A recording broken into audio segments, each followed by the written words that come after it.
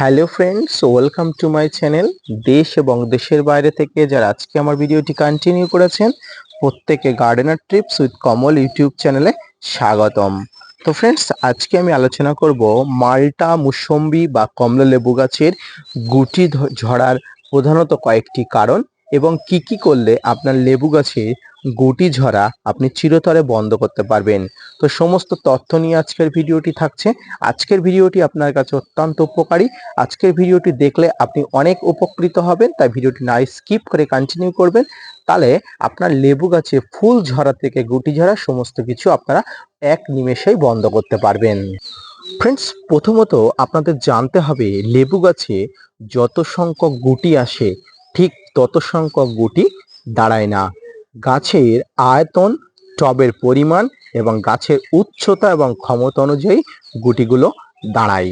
তো ফ্রেন্ডস, আপনারা অধিক পরিমাণ উত্তেজিত হয়ে পড়েন যখন লেবু গাছের গুটি থেকে মুকুল সমস্ত কিছু ঝরে পড়ে। তো এইগুলো কেন ঝরে পড়ে, কি জন্য ঝরে পড়ে, এই জানার আগে আপনাদের কয়েকটি বিষয় সম্পর্কে অবশ্যই অবগত হওয়া দরকার। এই সময় যে জিনিসগুলো আপনারা নজর রাখবেন সেগুলো হলো মাটিতে সঠিক পরিমাণ আর্দ্রতা বজায় আছে কিনা। অর্থাৎ ফ্রেন্ডস, আপনারা মনে রাখবেন এই সময় আর্দ্রতা বজায় রাখতে হবে মাটিতে। মাটিতে পর্যাপ্ত খাবারের যোগান এবং ছত্রাকের আক্রমণ থেকে গুটিগুলোকে রক্ষা করতে হবে। পোকার আক্রমণ থেকে গুটিগুলোকে রক্ষা না করতে পারলে আপনারা গুটি ঝরা বন্ধ করতে পারবেন না। মাটিতে জলের ব্যালেন্স বজায় রাখা এই স্টেজে অত্যন্ত গুরুত্বপূর্ণ একটি বিষয়। সারাদিন মাটি যদি স্যাঁতসেঁতে থাকে তাহলে গাছের গুটির পক্ষে এটি অত্যন্ত ক্ষতিকর। আবার মাটি যদি পুরোপুরি শুকিয়ে যায় তবে তা ভরপুর জল দেওয়া হলে গুটি এমনিতেই ঝরে যাবে এবং গাছের যে গুটিগুলো আছে এই গুটিগুলো খুব সহজে ঝরে পড়বে। টবের মাটিতে হাত দিয়ে দেখতে হবে যে টবের মাটিগুলো দলা পাকানো যাচ্ছে কিনা, অর্থাৎ খুব সহজেই মাটিগুলো নরম আছে কিনা আপনি বুঝতে পারবেন। সকালে এবং বিকালে অল্প অল্প করে জল দিলে টবের মাটি যেমন ভালো থাকবে, পাশাপাশি গুটিগুলো ঝরে পড়ার প্রবণতা থেকে গাছগুলো রক্ষা পেয়ে যাবে। দ্বিতীয়ত যে কারণে টবের গাছে গুটি ঝরে পড়ে সেটি হচ্ছে সঠিক খাদ্য উপাদান।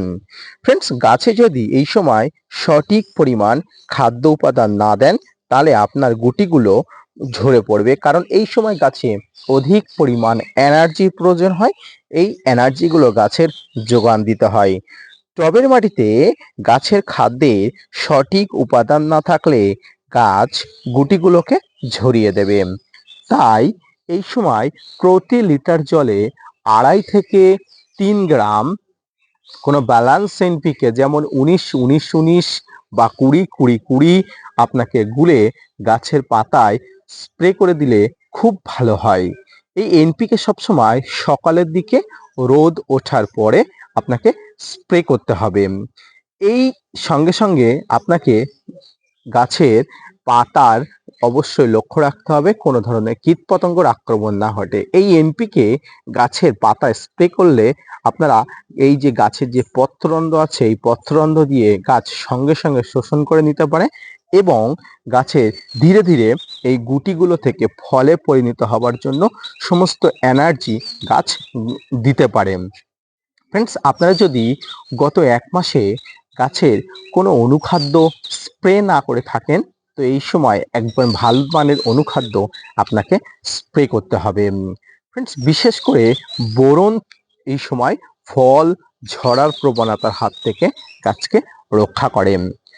ছত্রাক সংক্রমণে গাছের গুটি হলুদ ও বাদামি হয়ে ঝরে যেতে পারে, তাই খুব সাবধানতা অবলম্বন করতে হবে। তাই প্রতি সপ্তাহে ছত্রাকনাশক স্প্রে করবেন। এই সময় 1 লিটার জলে 2.5 গ্রাম সাপ, স্প্রিং বা ম্যানসার জাতীয় ছত্রাকনাশক আপনারা গাছে স্প্রে করতে পারেন। এক ধরনের লেদা পোকা জাতীয় পোকা আপনার গাছে কচি পাতা খেতে ভালোবাসে। এই ধরনের পোকার আক্রমণ ঘটলে রাতারাতি গাছের গুটিগুলো নষ্ট হয়ে যেতে পারে। তাই 10 দিন অন্তর অন্তর ইমিডাক্লোপিড বা সাইপারমেথ্রিন গ্রুপের কীটনাশক স্প্রে করতে পারেন। বাংলাদেশি বন্ধুরা এই নাইট্রেট নামে এই কীটনাশকগুলো পেয়ে যেতে পারেন। এটি 1.5 গ্রাম থেকে 2 গ্রাম 1 লিটার জলে আপনারা স্প্রে করতে পারেন। এটি ফাঙ্গিসাইড এবং কীটনাশকের সঙ্গে একসঙ্গে আপনারা স্প্রে করলে খুব ভালো কাজ দেয়। তো ফ্রেন্ডস, লেবু গাছের গুটি ঝরে যাওয়ার প্রবণতা এবং গুটি ঝরে পড়ার এই যে কারণগুলো বললাম এবং জলের ব্যবস্থাপনা সবকিছু মিলিয়ে যদি আপনি অবশ্যই এই ব্যবস্থাপনা ঠিক রাখতে পারেন, আপনার লেবু গাছে অর্থাৎ মালটা, মুসম্বি, কমলা যে ধরনের লেবু গাছে যে ধরনের লেবু গাছের গুটি আসে এই গুটিগুলো আপনার ঝরে পড়ার হাত থেকে রক্ষা করবেন। সর্বোপরি আপনাদের একটা কথা বলতে চাই, দেখুন আপনার গাছের বয়স কতটা হচ্ছে সেই অনুযায়ী আপনার গাছ ফল ধরে রাখার ক্ষমতা রাখবে। আপনার গাছ যদি 1 বছরের হয়ে থাকে বা আপনার গাছ যদি ছোট হয়ে থাকে বা আপনার টবের পাত্রের আয়তন যদি ছোট হয়ে থাকে, আপনার গাছের যত পরিমাণ ক্ষমতা আছে ঠিক তত পরিমাণ গুটি ধরবে, তার বেশি গুটি গাছ রাখতে পারবেই না। আপনি যত ধরনের খাবার দিন না কেন, যত ধরনের স্প্রে ফার্ম দিন না কেন, কোনোভাবেই সম্ভব নয় আপনার গাছের গুটিগুলোকে ধরে রাখার বা বাঁচিয়ে রাখার। গাছের এনার্জি অনুযায়ী গাছ অবশ্যই গুটি ধরে রাখবে, তাই অধিক উত্তেজিত হবেন না। গাছের ক্ষমতা বুঝুন এবং তারপরে গাছের পরিচর্যা করুন। পাশাপাশি আপনার যে গুটিগুলো আছে সেই গুটিগুলো থেকে ফল হবার জন্য যা যা দরকার, যেগুলো বললাম অবশ্যই আপনারা লক্ষ্য রাখবেন। এই সময় অধিক উত্তেজিতর বশে অধিক পরিচর্যা করতে যাবেন না।